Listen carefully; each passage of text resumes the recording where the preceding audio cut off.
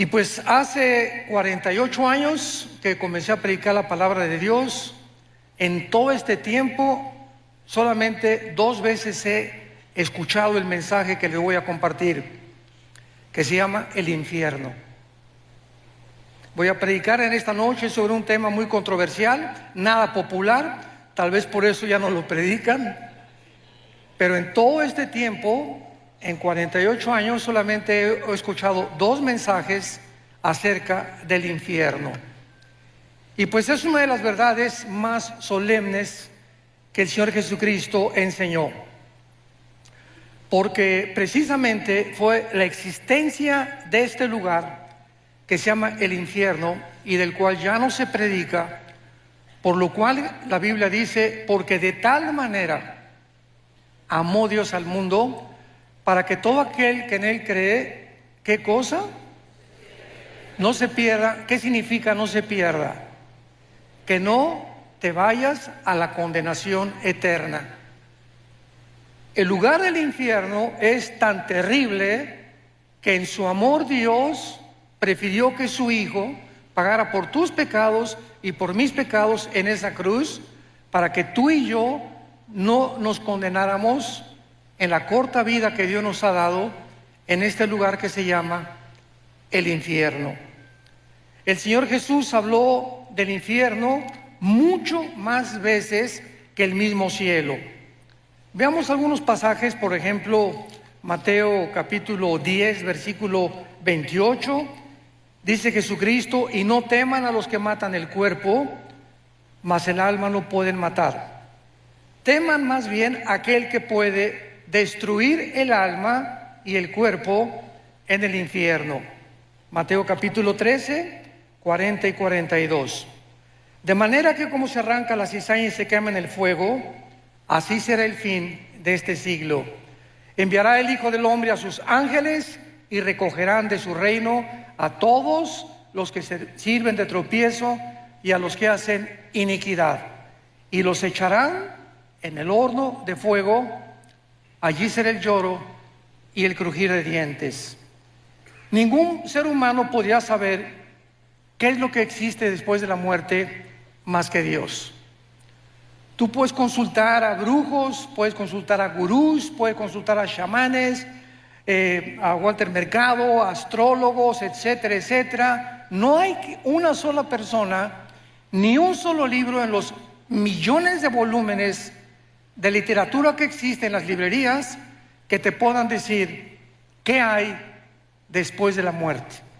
Todos son hipótesis, especulaciones, ¿verdad? Que ideas de los seres humanos, pero ¿quién puede decirnos realmente a dónde te vas a ir tú y a dónde me voy a ir yo cuando tú mueras?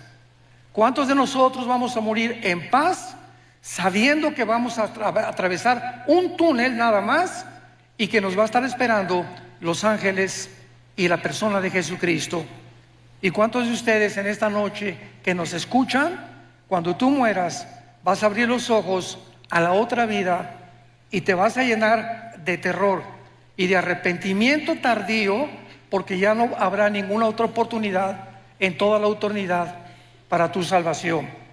Dios nos ha dado una sola vez, 60, 70, 80, 85, algunos de una forma milagrosa llegan a los 100, 102, 3 años, para que podamos atravesar como peregrinos y oír la voz que en esta noche el Espíritu Santo te quiere hablar. Veamos nosotros que esta es una de las realidades más terribles de la existencia humana, y es que el Señor Jesucristo enseñó, como lo acabamos de leer, que hay un lugar, existe un lugar donde las almas de los condenados vivirán atormentados por un fuego que casi nunca se va a apagar. Después hablaremos de la duración del infierno. Vayamos a la primera carta a los Corintios y vamos a comenzar estudiando, en primer lugar, para que entendamos el infierno, cuántas criaturas ha creado Dios y el destino de cada una de las criaturas que Dios ha creado. Esto es muy profundo y muy interesante para la comprensión de nuestra conferencia. Dice 1 Corintios 15, versículo 39. No toda carne es la misma carne. Una carne es la de los hombres, o sea, el cuerpo de nosotros está diseñado con estómago, pulmones, un cerebro, etcétera, etcétera, diseñados no para vivir en la luna ni para vivir en Marte. Dios nos diseñó exclusivamente para este mundo y nos diseñó para que comiéramos los alimentos de la tierra. No Coca-Cola, ¿verdad? No refrescos, nada de Werner Bull, ni Monster, ni todos los productos que venden por todos lados. Nos creó para que comiéramos alimentos verdes, plantas, frutas, vegetales y por lo menos 2 litros de agua diarios. Si tú conoces este funcionamiento de tu cuerpo, Dios te va a conservar, Dios te va a bendecir, pero esta es la forma como Dios nos diseñó para que nosotros pudiéramos sobrevivir. Dice la Biblia, otra carne es la de las bestias. Bueno, los animales, los toros, las vacas, los caballos, las yeguas en el campo, ¿verdad? Tienen una manera de vivir, desayunan, comen, cenan y se mueren. Comen, cenan y se mueren. Comen, respiran y se mueren. Y es una tragedia, dicen los salmos, que muchos seres humanos, sin entender la razón y el propósito por el cual Dios nos creó, viven igual que las vacas, viven igual que los becerros. Te desayunas en la mañana, comes, ya fuiste a la universidad con el propósito de hacer dinero, con el propósito de ser presidente de Costa Rica, con el propósito de tener fama, publicidad o recibir aplauso, reconocimiento de la gente. Y todas estas cosas que tú buscabas, al final de tu vida descubres que todo es vanidad, que en ninguna de estas cosas vas a encontrar el propósito ni el significado verdadero por el cual Dios te creó. En tercer lugar, hay la carne de las peces. Los peces fueron diseñados para vivir con un sistema branquial especial, ¿en dónde? Debajo del agua. Y los pececitos, ¿verdad? Fueron creados, los ballenas, los tiburones, los delfines, para tener su hábitat. Y en cuarto lugar, las aves. Los cuerpos de las aves fueron diseñados que hasta este momento ningún ser humano puede diseñar ni inventar la forma como vuelan las aves. Hemos tratado de hacerle así con las alas y no hemos fracasado. Entonces tenemos 4 tipos de creación que Dios hizo del sol para abajo. Muy bien, del sol para arriba tenemos un mundo espiritual invisible que no puede ser conocido por el intelecto ni por tus estudios, ni aunque tengas 5 licenciaturas en ciencias políticas o en filosofía y letras, en antropología, en paleontología. No me importa el conocimiento que tú tengas, el ser humano nunca podrá descubrir el mundo espiritual que nos rodea. Y el mundo espiritual tiene también diferentes lugares donde todo lo que Dios creó en el mundo invisible, oculto a nuestros ojos, tienen un destino, como lo vamos a ver. En primer lugar, hay un infierno.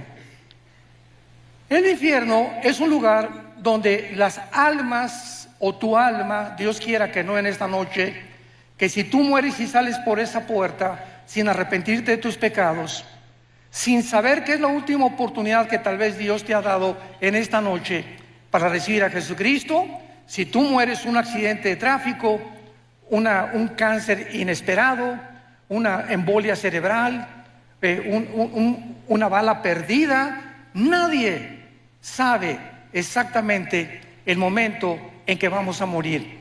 Pues si tú mueres sin Cristo, hay un lugar que está en el centro de la tierra. El centro de la tierra, lo vamos a ver a continuación, está todavía el infierno. Y en este lugar no van los demonios, no van los ángeles caídos, no va ninguna otra criatura más que los espíritus de los seres humanos. Dios diseñó el infierno únicamente para que ahí bajen las almas de los espíritus humanos que en la vida rechazaron el conocimiento y la verdad del Evangelio de la gracia de Dios. En segundo lugar tenemos otro lugar que se llama el abismo. El abismo es el lugar de los demonios. En el abismo hay demonios y existen también ángeles caídos. Por ejemplo, dice en Apocalipsis capítulo 9, versículo 11, que el ángel del abismo es el jefe de los demonios, que se llama el destructor, o que se le llama también, ¿verdad?, Apolión, que significa el que destruye.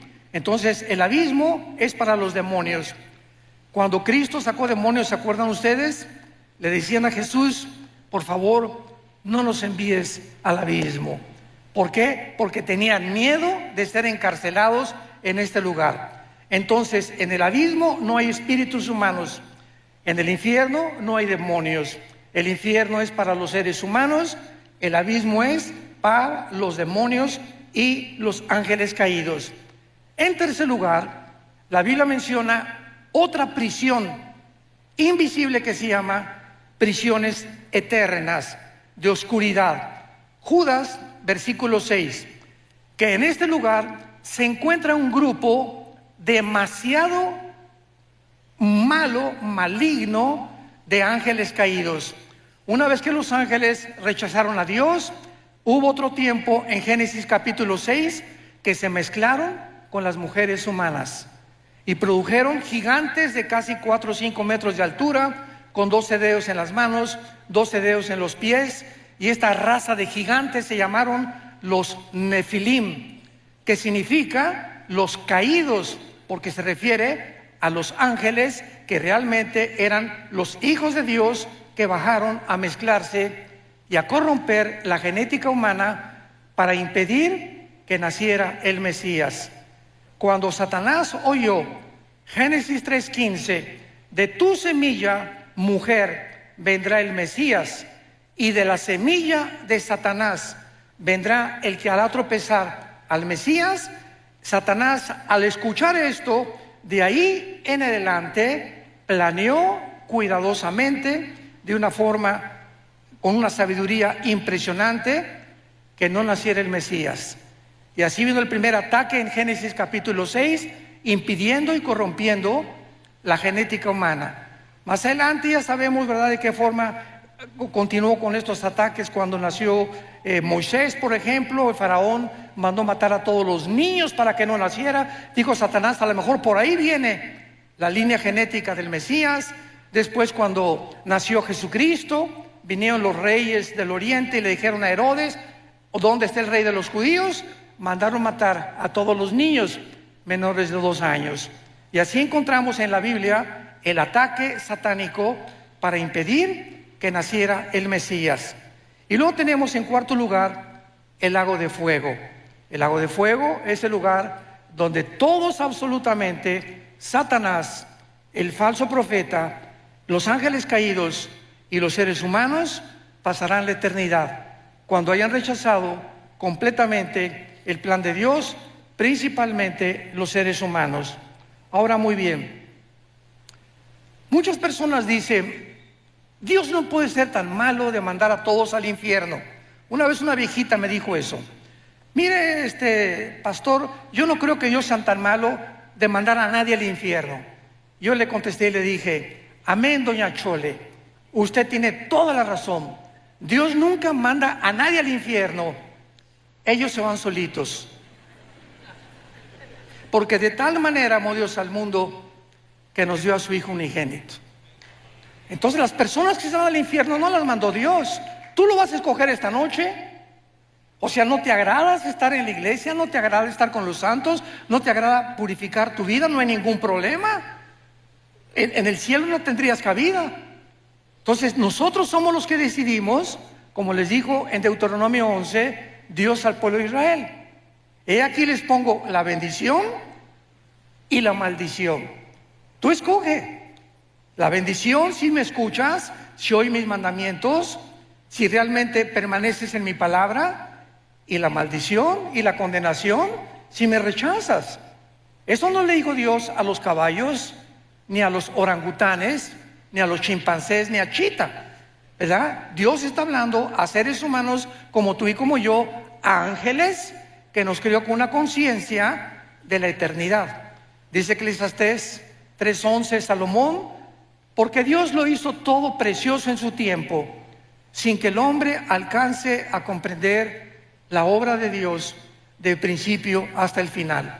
Entonces es importante que esta mente que Dios nos ha dado, donde hay inteligencia, conocimiento, percepción de la realidad y la conciencia del mundo espiritual, que el Espíritu Santo al entrar a nuestra vida nos despierta para que podamos entender que no somos animales, que tú eres un ser responsable moralmente y que tus decisiones que tú hagas van a tener consecuencias para bien o para mal.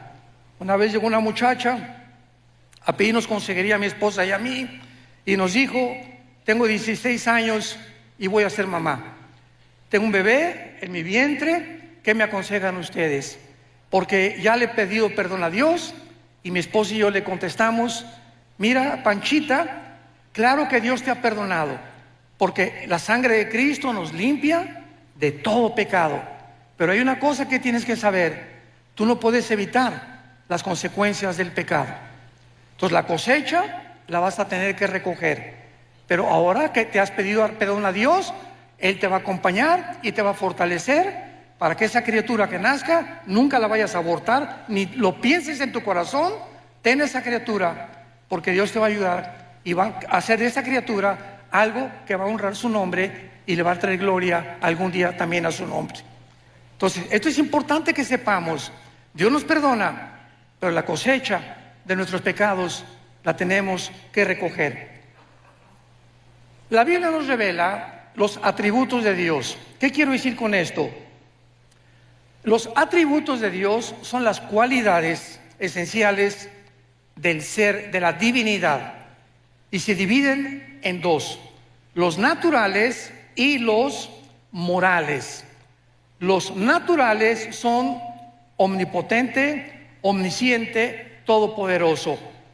Hay personas que dicen: bueno, es que Dios es el mismo ayer y por lo siempre. Correcto, en sus atributos naturales, pero no en la forma como Él actúa. Por ejemplo, Dios abrió el Mar Rojo, no lo ha vuelto a abrir jamás en la historia. Dios detuvo el sol en los tiempos de Josué, no lo ha vuelto a hacer tampoco. Entonces hay muchas cosas que Dios se ha limitado a hacer en sus atributos naturales. Pero los atributos morales son el amor, la santidad, la justicia y la fidelidad. Dice Romanos 11:22, mirad el amor y la severidad de Dios. Dios no es un Dios, un monstruo que simplemente no puede castigar. Porque si Dios permitiera que hubiera anarquía en los seres humanos que Él creó y tú hicieras lo que a ti te da la gana, desde que eres pequeño vas a crecer con un espíritu completamente en rebelión a la autoridad. Desde que nacemos, los niños, y la mamá, y poco a poco vamos educando al niño para que el niño no se desboque, para que no haga lo que quiera, para que cuando aparezca pirinol en el suelo y como berrinche, mi juguetito, te levantas y pau, pau, pau de vez en cuando necesitan, porque el niño tiene que crecer con autoridad y con amor también. Entonces, el mismo amor que yo abrazo a mi nieto y lo beso, el mismo amor se lo demuestro cuando sus papás le hacen pao, pao, pao. Entonces, el amor y la disciplina forman el carácter. Un muchacho que crece sin educación, en rebelión a sus padres, en rebelión a la policía, en rebelión a la autoridad, va a acabar en una cárcel, tarde o temprano. Van a acabar o como en cárceles o en grupos terroristas, ¿verdad? O en cárteles de las drogas, simplemente porque en su desarrollo no tuvieron la formación de su carácter. Vivieron siempre haciendo lo que les da la gana. ¿Y sabes algo? No podemos vivir así. Entonces, los que han vivido de esta manera y han muerto en su vida, van a tener que pagar en la otra vida sus consecuencias. Ahora bien, veamos en tercer lugar algo también que es muy importante, que es lo siguiente. Muchas personas dicen que el infierno se encuentra en esta vida, o que acaba en la tumba, ya se acabó todo. Sin embargo, La única persona que tiene la autoridad para hablarnos acerca de la otra vida se llama Jesucristo. Cuando Él bajó del mundo y nos dijo: yo soy la resurrección de la vida, y Él resucita de los muertos a los 3 días, Cristo es crucificado, es muerto, enterrado y resucitado a los 3 días. ¿Qué mensaje nos está dando Jesús? Ustedes también van a volver a vivir. Sígueme. Yo soy el camino, yo soy la verdad y yo soy la vida. Yo soy el pan que descendió del cielo y he venido al mundo para en esa cruz mostrarte quién es Dios. ¿Quieres saber quién es Dios? Ve la cruz. En la cruz Dios manifiesta quién es Él. En el momento en que Jesús muere con sus espinas y sus clavos en las manos y en los pies, Dios nos está diciendo quién es Él. ¿Quién es Dios? Aquel que paga por ti y por mí en una cruz. Y con ese amor eterno e infinito te demuestra a Dios que vale la pena vivir para Él. Porque si alguien dice: bueno, ¿yo qué culpa tengo que Adán y Eva hayan pecado? Muy bien, dice el libro Romanos, que es la constitución de los cristianos: tú no tienes ninguna culpa de que Adán y Eva hayan pecado y que hayamos heredado todos genéticamente y espiritualmente el pecado. Muy bien, te lo acepto, dice Dios. Sin embargo, en la cruz yo pagué por esos pecados. Entonces ahora ya no tienes ninguna justificación. ¿Ok? No eres culpable, pero sí eres culpable de rechazar el perdón. Y eso por lo que muchas personas van a ser condenadas. Entonces, tenemos que entender los atributos de Dios. Vayamos a Lucas 16. Ojalá que todos hayan traído su Biblia. Los que no trajeron Biblia, siéntense con un cristiano.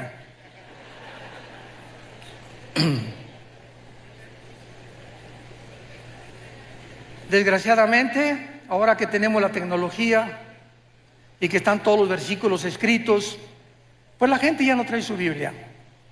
Ya se acostumbraron a no traer la Biblia. Y es la palabra de Dios. Este libro necesitamos tener contacto el domingo, tenerlo aquí en mis rodillas. Cuando citan la Biblia, buscarlo, me enseño a manejarla porque es la espada del Espíritu. Y aquí está esto, pues aquí está Malaquías, aquí está Isaías. Y al ratito, después de usarla varias veces, esta espada ya la sé manejar. Ya sé más o menos cómo poder usarla. Y es en donde se encuentran los pasajes más importantes.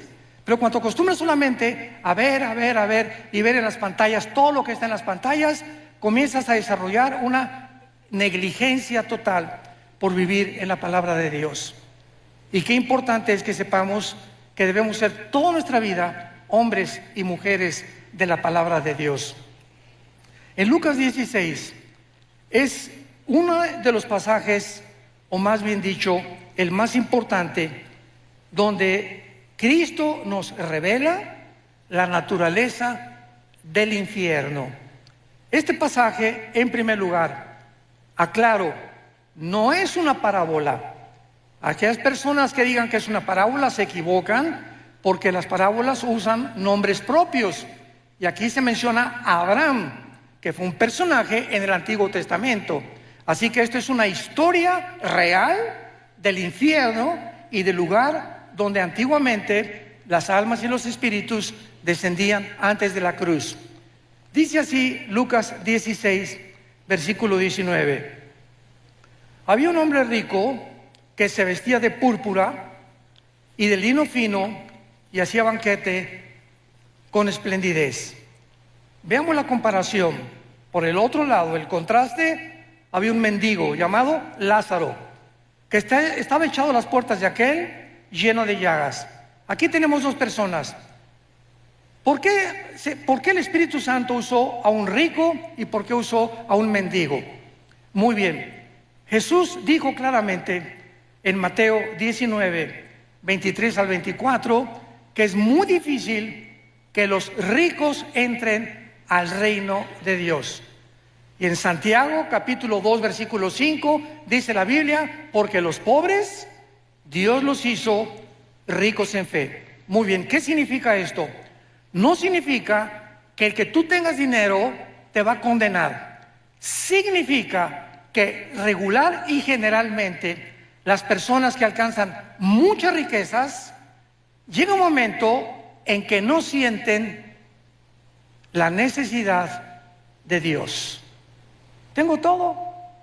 Tengo mi carro, mi casa, ¿verdad? Alma mía, descansa, muchos bienes he guardado. ¿Para qué me preocupo? Voy al domingo y escucho un mensaje, escucho una aplicación del Evangelio, pues sí, ¿verdad?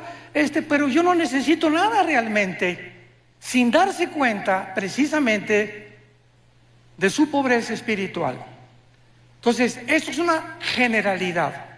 Ahora, los pobres pues no tienen nada, la vaquita, el caballito, los borreguitos, los chivos, y tú le hablas a un Cristo. Yo comencé 3 años de mi vida cristiana como misionero en la sierra de Oaxaca y Guerrero, en México, 3 años durmiendo en pisos de adobe, me tapaba con periódicos, mi cojín era un ladrillo envuelto en periódicos, y a cada pueblito que iba predicándoles el Evangelio durante esos 3 años, el 80-90% de los indígenas se convertían a Jesucristo.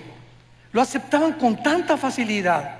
Les predicamos un evangelio tan sencillo y abrían su corazón: sí, Jesús, entra a mi vida. Cuando tú das este mensaje a gente disque intelectual o preparada o con dinero, no toman el mensaje con la misma pasión que lo hacen los pobres. Sin embargo, repito, son generalidades, y por eso el contraste entre un rico y un mendigo. Ahora dice la Biblia, versículo 22, que murió el mendigo y fue llevado por los ángeles al seno de Abraham. Subráyalo en tu Biblia. ¿Ya ves por no traerla? Allá no se puede subrayar, Fue llevado al seno de Abraham. Esto es importante porque aquí Jesucristo nos va a revelar el lugar donde bajaban los espíritus antes de la cruz. Fue llevado al seno de Abraham y murió también el rico y fue sepultado. Y en el Hades alzó sus ojos estando en tormentos y vio de lejos a Abraham y a Lázaro en su seno. Me detengo aquí. Desde Adán hasta la cruz del Calvario, ningún ser humano, ni los profetas, ni Malaquías, ni Habacuc, ni Sofonías, ni nadie sabía a dónde iban los muertos, los buenos y los malos, antes de la cruz, más que descendían todos al centro de la tierra. Era el único conocimiento que había, porque la revelación bíblica es progresiva.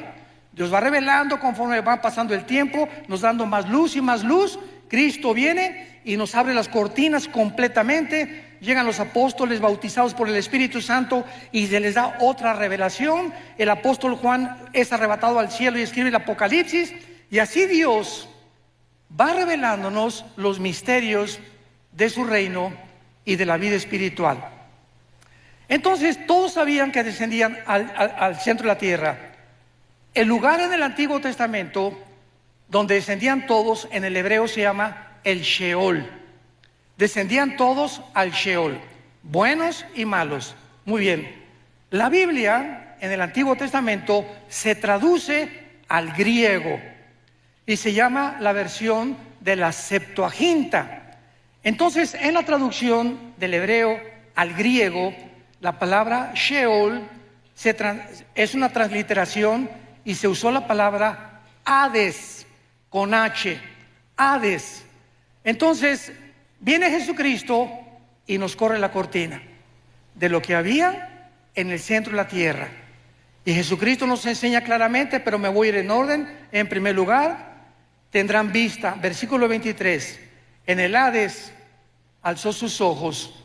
Las personas condenadas en el centro de la tierra, en el infierno, van a poder mirar, van a tener vista. En otras palabras, en la otra vida, los 5 sentidos espirituales que Dios nos ha dado a los cristianos, cuando nacemos de nuevo, no los tiene la gente que no es cristiana. Dice 1 Corintios capítulo 2, del 10 en adelante. El hombre natural, el hombre que no ha sido regenerado por el Espíritu Santo, no entiende la Biblia. Vienen aquí Oscar Jean-Paul Sartre, y viene aquí Richard Hawkins, y viene Bertrand Russell, y viene Friedrich Nietzsche, y vienen los más grandes ateos, y chocan contra la Biblia, porque no es el intelecto ni las facultades de la inteligencia naturales las que nos abren el camino para entender lo que solamente el Espíritu Santo nos puede revelar. Pero el espiritual, dice 1 Corintios 2, entiende todas las cosas porque tenemos la mente de Cristo. ¿Me van siguiendo? Muy bien, entonces las personas en el infierno van a ver, se despertaron sus instintos espirituales que no tenían en la vida. Nosotros ya los tenemos desde ahorita. Dice la Biblia, el espiritual juzga todas las cosas. El cristiano tiene un discernimiento, y yo puedo estar con mi esposa en una cena y estar con ciertas familias, y me dice mi esposa: mira, esa persona que se acercó, algo mi parabólica me dice, ¿verdad? No hagas negocio con él, o no tengas mucha amistad con él. Algo me dice en su espíritu, en su mirada, que no es de Dios. Y así comenzamos a agudizar los sentidos espirituales que Dios nos da con el Espíritu Santo en la proporción en la que memorizamos la Biblia. ¿Sí me escuchaste? En la proporción de tu contacto con la Biblia, en la proporción que pases tiempo con la Biblia, y en ese mismo contacto y en ese mismo tiempo desarrollarás tus sentidos espirituales. Ahí en el infierno tendrán vista, pueden ver a Abraham. Número 2, versículo 24. Dando voces, dijo: Padre Abraham, ten misericordia de mí. En el infierno, las ondas del sonido, en ese mundo espiritual, en el centro de la tierra, se podrán transmitir. Ahorita me escuchan porque, ¿verdad?, las ondas del sonido se graban, etcétera, etcétera. El sonido viaja en ondas por todos lados de la atmósfera hacia abajo.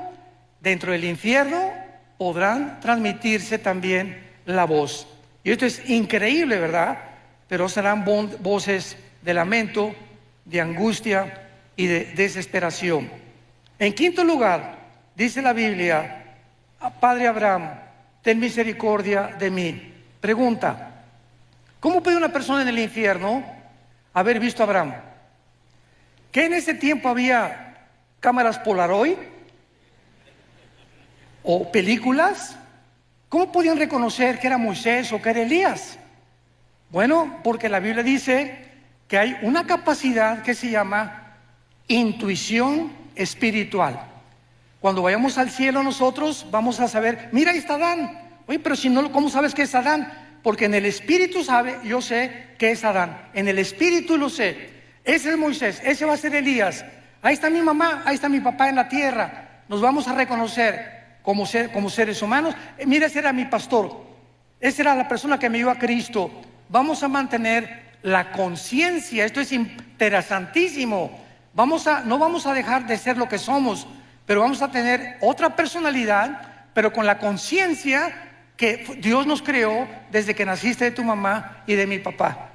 Yo voy a seguir siendo Armando, pero con otro nombre.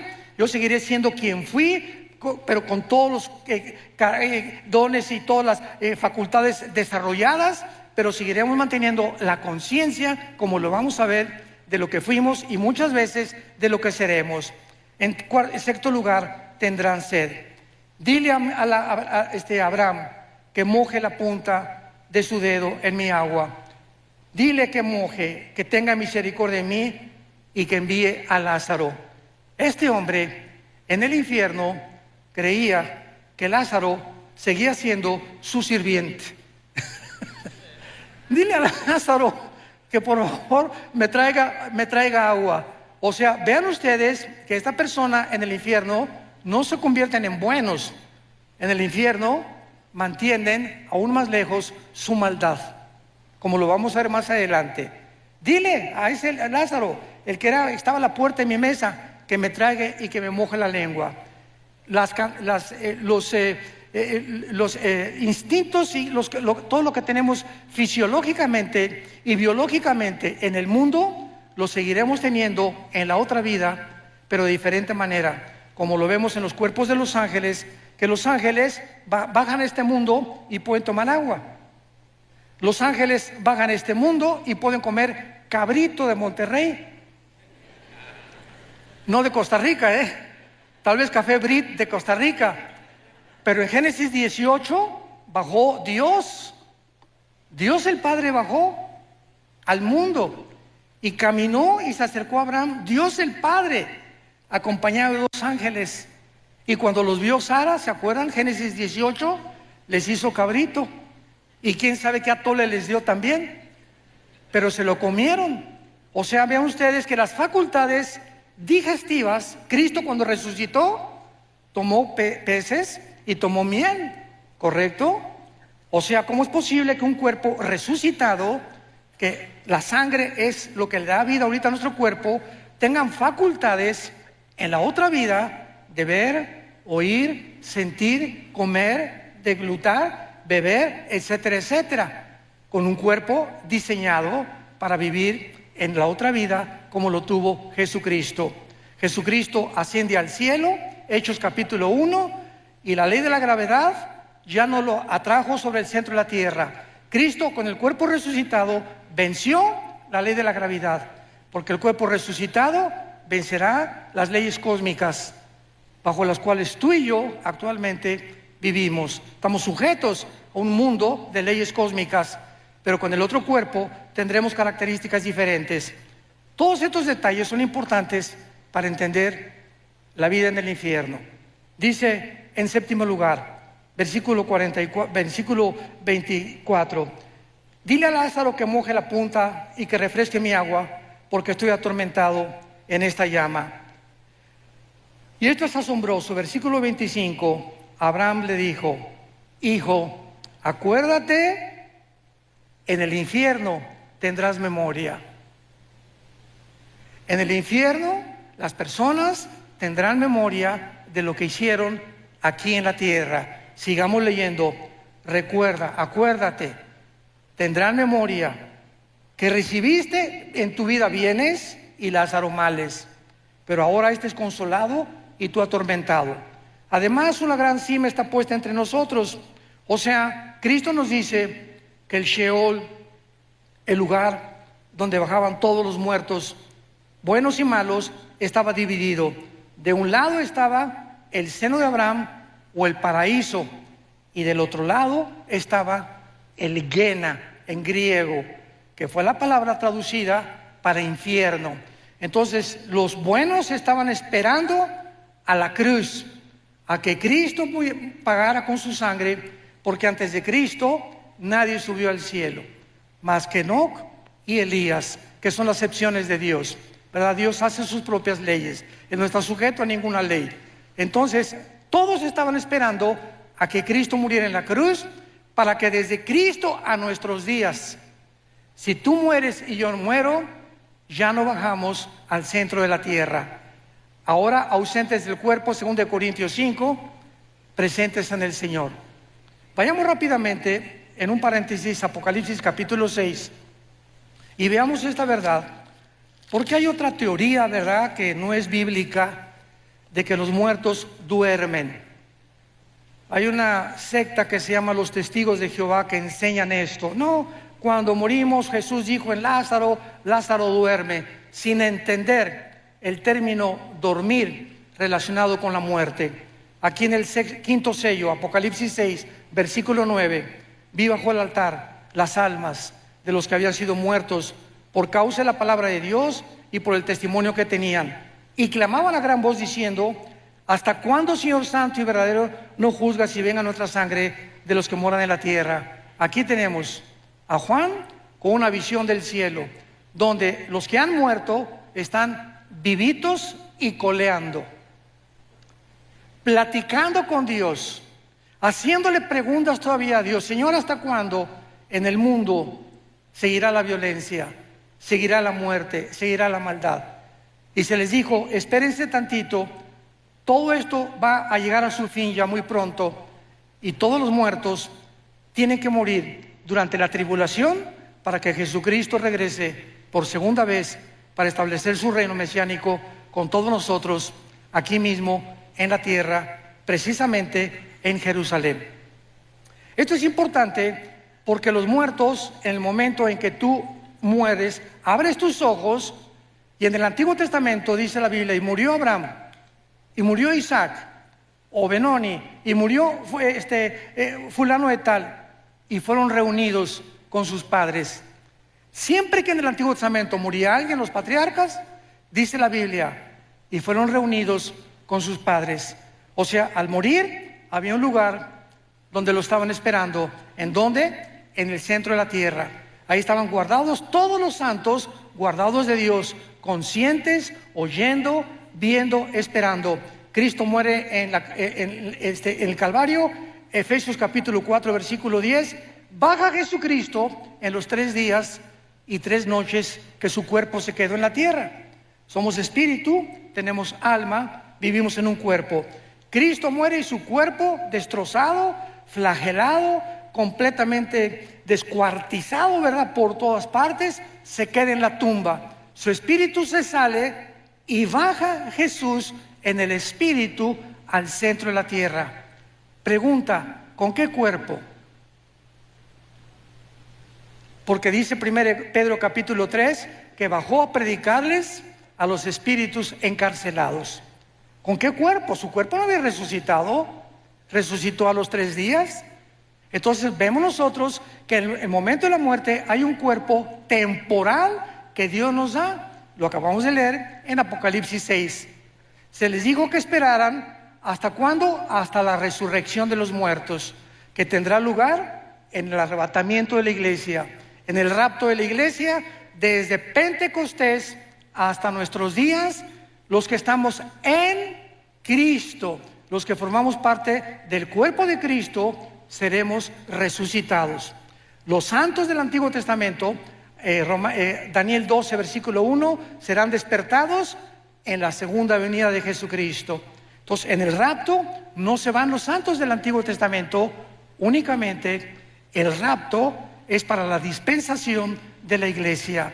La dispensación de Israel es completamente diferente a la de nosotros. Esto es importante también, pero regresamos a nuestro pasaje de Lucas y veamos la conclusión, que es realmente lo más profundo de este estudio. Y dice así: Abraham le dijo, acuérdate, versículo 25, que recibiste tus bienes. Lázaro está atormentado. Además hay una sima puesta entre nosotros, de manera que los que quieren pasar para acá a vosotros no pueden ni pasar de allá para acá. Claro que ninguno de los que estaban en el seno de Abraham le hubiera gustado echarse un brinquito, ¿verdad? Para el otro lado. Sin embargo, podían ver desde el otro lado los tormentos en los que estaban muchos espíritus, ahí pasando la eternidad.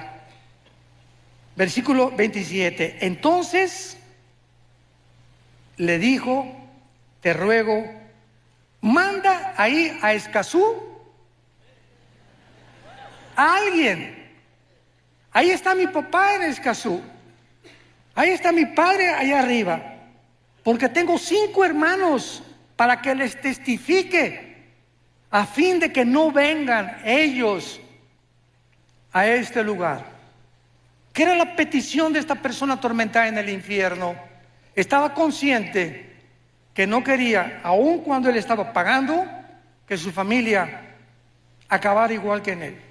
Ve y dígale a mi esposo, dígale a mi esposa, a mis hijos, que por favor crean el evangelio.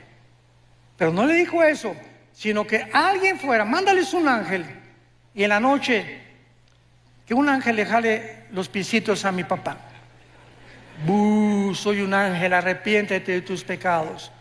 O un milagro que suceda para que puedan evitar bajar al infierno. Abraham le contestó, a Moisés y a los profetas tienen, óiganlos. Entonces él dijo otra vez, no, padre Abraham, pero si alguno fuere a ellos de entre los muertos, se arrepentirán. O sea, manda a alguien que realmente les cause un milagro para que se arrepientan y no bajen al infierno. Y Abraham le dijo, si no oyen a Moisés y a los profetas, tampoco se persuadirán, aunque alguno se levante de los muertos. Damas y caballeros, en el Antiguo Testamento Dios abrió el Mar Rojo, hizo milagros con Elías, hizo milagros con Moisés, hizo milagros con Eliseo y no se arrepintieron.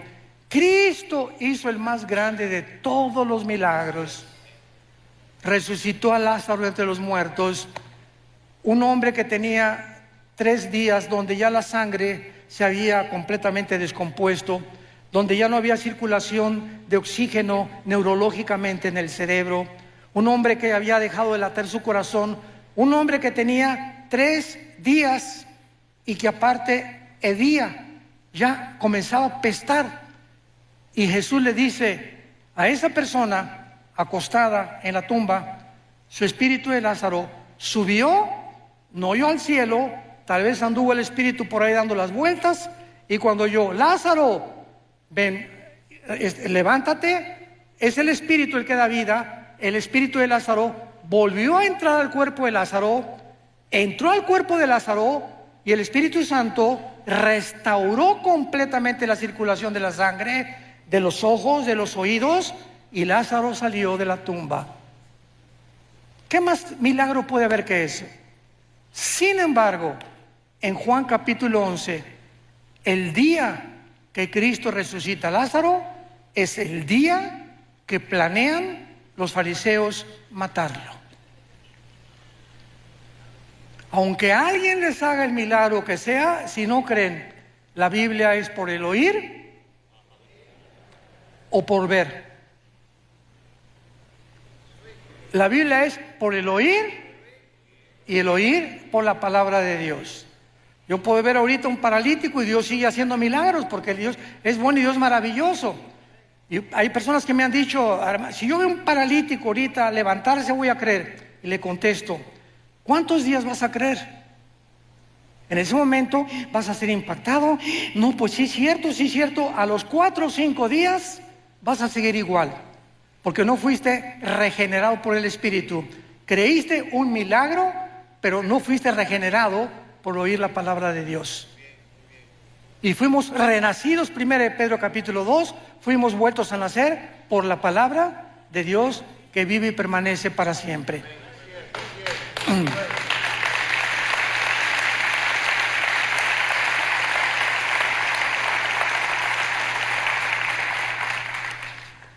Ningún milagro sobrenatural convencerá a salvar a nadie.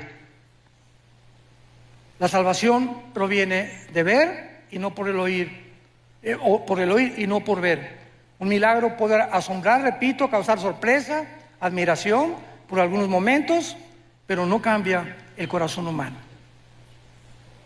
El único que cambia el corazón humano es la palabra de Dios.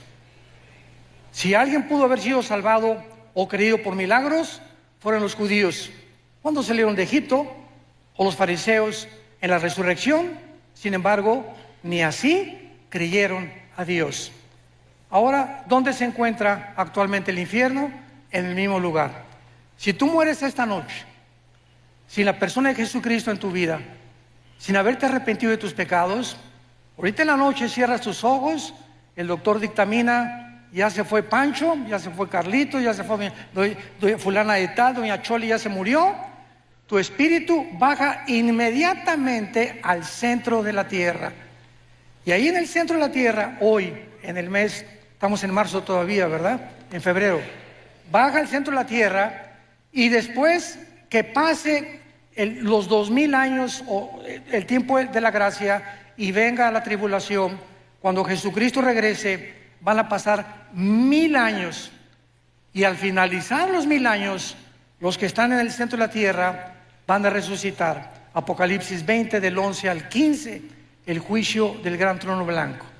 Van a resucitar todos los que están en el infierno, los libros se van a abrir y Dios te va a decir, Carlitos, ven para acá, doña Panchita, venga para acá, doña Chole, venga para acá. Voy a demostrarle a todos los ángeles y a toda la creación que yo no te quiero enviar al infierno. Tú has decidido y yo no puedo violar tu voluntad, porque el libre albedrío es la característica más grande que Dios nos ha dado. Somos seres morales, responsables de nuestras decisiones. Si Dios forzara a alguien a irse al cielo, como dice otro movimiento también dentro del cristianismo, que Dios a uno los preparó para el cielo y otros para el infierno, y se nos roba la libertad de escoger, es una barbaridad. Porque en el infierno no va a haber un letrero que diga, pues aquí estamos todos los que no fuimos escogidos por Dios, por el amor de Dios. Eso no puede ser. En el infierno están todos aquellos que se les dio una oportunidad en esta vida y no la aprovecharon.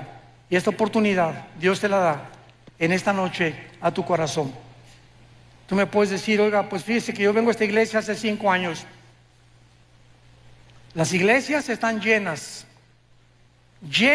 de personas no salvadas, llenas de personas que nunca se han arrepentido. Y el arrepentimiento ya no se predica tampoco. Ya no se predica el infierno, ya no se predica el pecado, y las iglesias solamente quieren entretenimiento, ¿verdad? Y ya estamos en un tiempo de despertar. Mañana vamos a hablar claramente de las causas de la crisis del mundo por lo cual se encuentra, el mundo como se encuentra.